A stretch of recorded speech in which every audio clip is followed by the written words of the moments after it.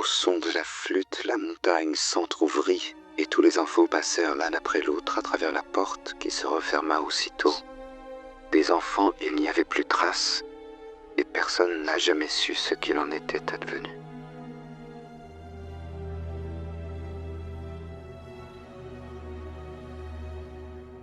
L'Allemagne des années 30 est une nation profondément tourmentée.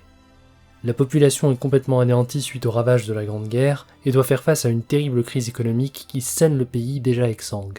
Aux dettes colossales s'ajoute également la montée progressive du fascisme dans une société qui a complètement perdu espoir, et pour couronner le tout, un bonhomme moustachu qui aurait probablement dû continuer à faire du dessin au lieu de se lancer dans la politique, se rapproche lentement mais sûrement des portes du pouvoir.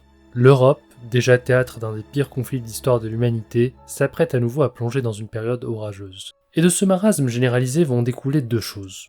La première, c'est malheureusement la montée d'un populisme profond et irraisonné qui va finir par emporter le continent et le monde entier dans un bain de sang qui réclamera la vie de millions de personnes qui n'avaient rien demandé. Et la seconde, c'est un film. Un long métrage qui, sous les traits d'un thriller policier, raconte le basculement de la société dans une paranoïa grandissante, une obsession pour désigner un bouc émissaire, un désir de justice et un besoin quasi maladif de reprendre le contrôle. S'il était en avance sur son temps, ce film est malheureusement toujours d'actualité et extrêmement pertinent, dans une époque où l'iniquité et le sentiment qui en découle poussent les citoyens à chercher à se faire justice eux-mêmes dans un environnement où ils se sentent abandonnés à leur sort. Ce film, c'est M le Maudit.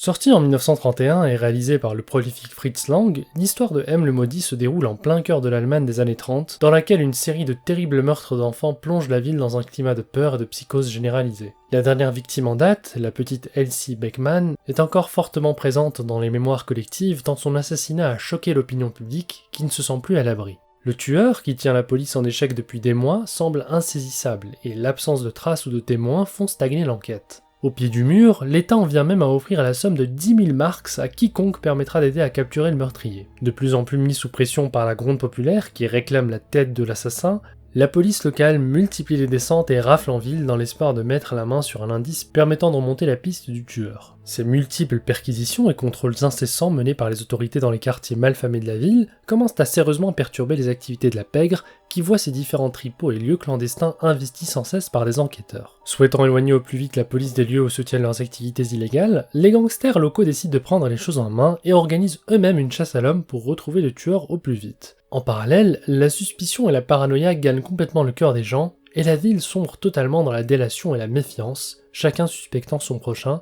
ce qui cause de nombreux pogroms et de mises au pilori de citoyens, dont de simples gestes anodins sont décryptés par la foule comme étant des comportements suspects. Le syndicat du crime finit par mettre en place un système bien rodé à travers le réseau de mendiants de la ville, qui se répartissent les rues et quartiers à surveiller afin de quadriller tous les secteurs de la cité. Par chance, l'un de ces mendiants, un vendeur de ballons aveugle, réussit à identifier le tueur grâce à un simple détail, un air de musique. En effet, le jour de la disparition d'Elsie Beckmann, il avait vendu un ballon à un homme qui a accompagné la petite fille, et ce dernier sifflait nonchalamment le même air en boucle, et c'est précisément cet air que le mendiant entend à nouveau à quelques mètres de lui. Le réseau étant rapidement prévenu, l'un des guetteurs marque à la craie le M de meurtrier sur le manteau du tueur, afin que ce dernier puisse être facilement identifié en attendant les renforts. Réalisant qu'il a été repéré et que le piège commence à se refermer autour de lui, le meurtrier se précipite à l'intérieur d'un immeuble et tente de se cacher dans un débarras. Des criminels arrivent sur place et cherchent méticuleusement les lieux pièce par pièce, et après un long jeu du chat et de la souris, l'assassin est débusqué. Amené manu militari dans un entrepôt désaffecté, M fait face à un tribunal expéditif composé des membres de la pègre allemande réunis spécifiquement pour statuer sur son sort. Après un monologue où le tueur d'enfants prend son audience de cour en avouant ses crimes tout en tentant d'expliquer qu'il est l'esclave de ses pulsions et qu'il n'y peut rien, l'assemblée décide de l'envoyer sur l'échafaud pour l'empêcher définitivement de nuire. Et alors que la foule en colère est sur le point de lui sauter dessus, ils sont interrompus par une descente de police qui intervient au dernier moment pour coffrer tout le monde. Une ellipse temporelle plus tard, on arrive au procès officiel du meurtrier, et le film se termine sur le visage livide et inexpressif de la maman d'Elsie Beckmann, qui déclare que les parents devront mieux surveiller leurs enfants à l'avenir.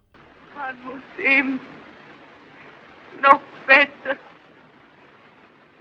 auf die Kinder Acht geben.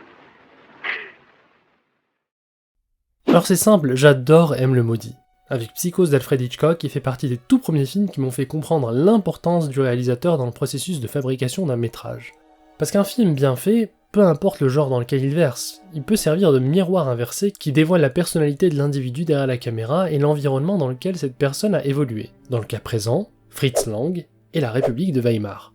Ça ne vous aura pas échappé, que ce soit avec la foule en colère qui demande réparation, le bouc émissaire des maux de la société que l'on marque d'un élément visuellement identifiable, ou le remplacement de l'autorité traditionnelle par un système qui promet de rétablir l'ordre seulement pour arranger ses affaires, M. le Maudit prévenait à sa façon des changements sociétaux majeurs qui allaient transformer l'Allemagne quelques années plus tard. Donc le film s'octroie le luxe d'avoir un caractère assez prémonitoire, mais ce qui est génial dans M. le Maudit, c'est que chaque scène, chaque dialogue, chaque élément du décor a un sens et sert le propos. Prenez la toute première séquence du film. C'est un simple plan de grue en plongée où l'on voit des enfants s'amuser à se faire peur dans une cour d'immeuble en chantant une comptine qui évoque le tueur en série.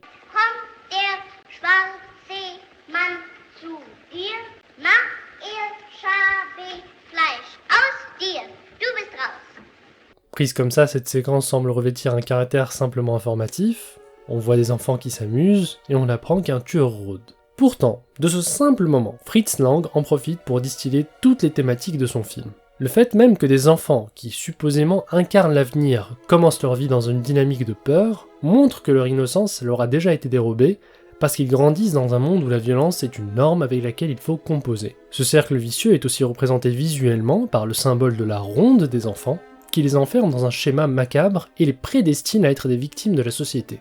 Et là, en quelques secondes à peine, on a abordé le thème de la peur collective, du déterminisme, de l'ennemi commun et de la mort de l'innocence. Mort de l'innocence qui sera d'ailleurs retranscrite de manière glaçante dans 3 plans fixes où l'on comprend que la petite Elsie Pegman ne rentrera jamais à la maison. Et c'est vraiment comme ça dans tout le film. Alors Fritz Lang, c'est pas le premier ni le dernier réalisateur à faire des plans à message. Mais c'est fait avec une telle élégance et générosité que le film est toujours très plaisant à voir même quand on connaît l'intrigue. D'ailleurs vous imaginez même pas à quel point ce film a inspiré des réalisateurs, des metteurs en scène, des scénaristes, tant dans sa forme que dans son fond. Tenez ça par exemple, le moment où M. le Maudit siffle dans la rue.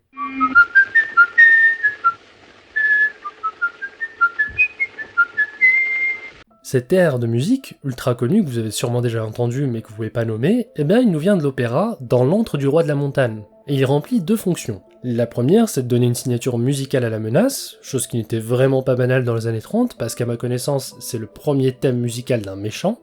Donc sans M. le Maudit, on n'aurait peut-être jamais eu ça.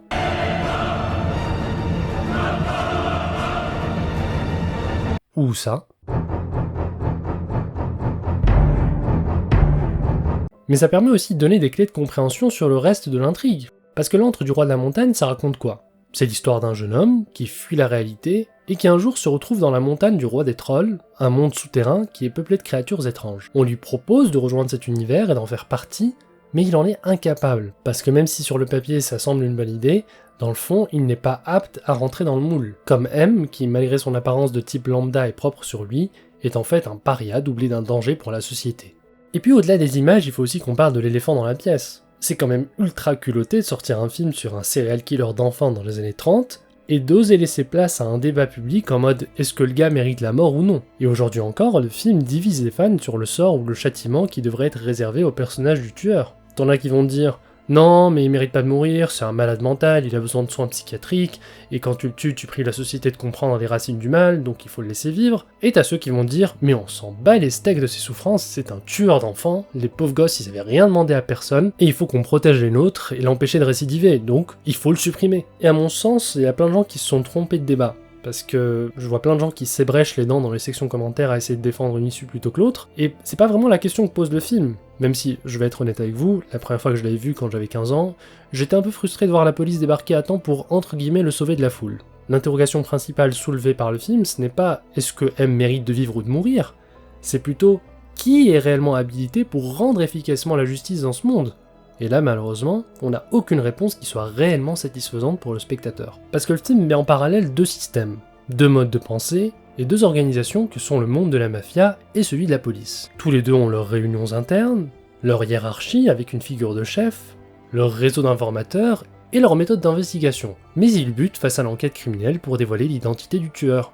Ce n'est que par hasard que la mafia arrive à mettre la main sur M la première, et même si le travail d'investigation de la police lui permet de finalement remonter la piste du tueur, ce dernier a eu largement le temps de récidiver, donc l'institution gouvernementale est inefficace. En fin de compte, le film met en évidence l'impuissance fondamentale des structures censées protéger la société. La pègre veut éliminer le meurtrier parce qu'il la gêne dans ses affaires, la police veut l'arrêter pour calmer la gronde populaire, mais aucune des deux instances n'est réellement motivée par un souci réel d'aider les victimes ou d'arrêter la criminalité. Donc peu importe le système qui jugera M, il est défaillant en soi, et n'apporte pas de réelle solution, tout en semant les graines des problèmes futurs. C'est pour ça que ça se termine sur la mère d'Elsie Beckman qui affiche un regard vide. C'est la vraie victime de l'histoire. Les familles disparues vont devoir vivre avec ce trauma à jamais, et rien ne pourra réparer l'atrocité qu'elles ont vécue. Alors c'est quoi la solution ? Est-ce qu'on éradique les criminels au sens propre et au sens figuré, de sorte à épurer la société de toute saloperie ? Ça peut être tentant, franchement, parce que quand tu coupes le problème à la racine, au moins, c'est réglé. Mais de 1, même les États qui appliquent toujours la peine de mort aujourd'hui n'ont pas spécialement vu leur taux de criminalité baisser. Et de 2, même si c'est le cas et qu'on va dans cette direction, dans ce grand nettoyage de fond, dans le tas, t'auras forcément des cas où la justice va merder et se tromper de cible. Malheureusement, l'histoire regorge de situations où les gens innocents ont pris tarif simplement parce qu'ils passaient au mauvais endroit au mauvais moment. Et là, pour le coup, si t'appliques la peine, elle est irréversible, y a pas de remboursement moral possible. Bon, si on chope un gars la main dans le sac, il y a peu de chances de se gourer, donc dans ces cas-là, y a pas de risque de commettre une erreur judiciaire, à la rigueur pourquoi pas, mais pour toutes les fois où il y a un doute crédible et établi, c'est tout de suite plus risqué d'envoyer un innocent à la potence. Et si tu te penches sur l'autre option, l'alternative n'est pas franchement meilleure. Parce qu'admettons que M soit un malade au sens clinique du terme, et que c'est pas juste un salopard qui se cache derrière un diagnostic médical pour se déresponsabiliser de ses pulsions.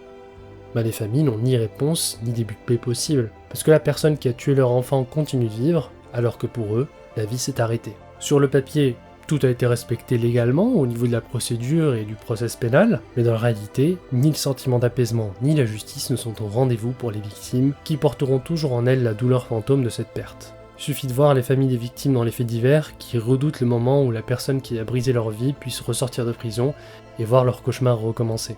Du coup, avec M le maudit, ce que Fritz Lang nous montre avant toute chose, c'est que le système dans sa globalité est profondément dysfonctionnel et malade. Il n'y a pas de vraie justice stricte et efficace, et il n'y a pas de vraie réparation possible. Et là on se retrouve quasiment un siècle plus tard, sans vraiment modèle qui arrive à endiguer le fond du problème.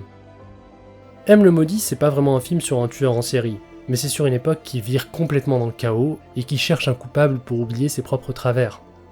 La mort de M soulagerait les nerfs de la société, mais ne soignera pas son mal-être pour autant, et le laisser vivant donnerait un simulacre de foi dans une justice neutre et impartiale, mais dont les idéaux nobles vacillent face à la réalité crue du monde. Dans les deux cas, on se contente de colmater une brèche dans un navire qui prend l'eau à vitesse grand V. C'est un problème vieux comme le monde, et ça on le sait depuis qu'on a retrouvé des pointes de lance dans les crânes et cages thoraciques des premiers restes humains. Alors on continue, inlassablement, génération après génération, à revivre les mêmes drames, avec d'autres protagonistes, d'autres acteurs, d'autres victimes, en espérant qu'un jour quelqu'un trouve une troisième voie qui ne s'achève pas dans le néant. Mais pour le moment, comme la mère d'Elsie Beckman, les gens meurtris dans leur chair et dans leur vie continueront à fixer le vide de manière apathique, avec ce regard qui sait pertinemment que, quoi qu'il advienne, absolument rien ni personne ne pourra ramener ce qui a été perdu.